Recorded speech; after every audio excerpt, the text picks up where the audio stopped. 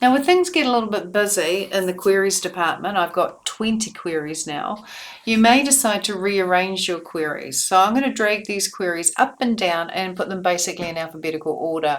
So customers to the top, employees under that, then we've got orders,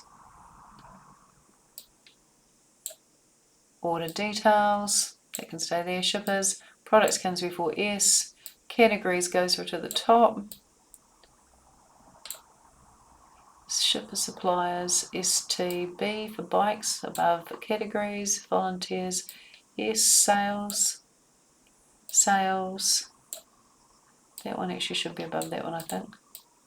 But the point is you can rearrange them and put them in order because it makes it so much easier to find your query when you start to have a lot of queries.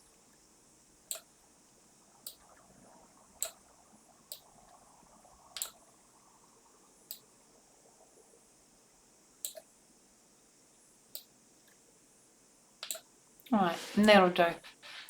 Alright, so rearrange your queries in your queries pane to make it easy to work with Power Query. Now what I'd like to do, in the earlier video we looked at how you merge columns together. Now I want to look at what if we want to split stuff. Let's click on the volunteers list table that we created in the earlier video using the enter data button. And I want to click on the name column and I want to split these names into two separate columns, the first name and the last name. So on the home tab you actually have a button called split column.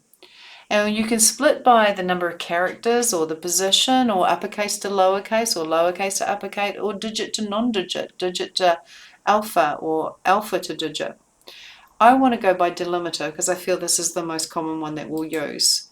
And so a wee window comes up here.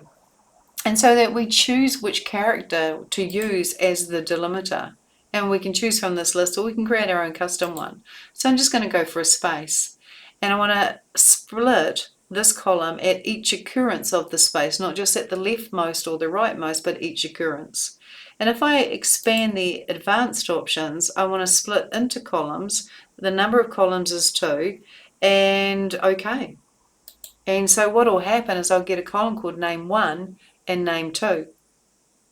If I click on name 1, I can press F2 and I can call that first name. And if I click on name full stop 2, I can press F2 and I can call that last name. So it's very easy to both merge and to split columns in Power Query.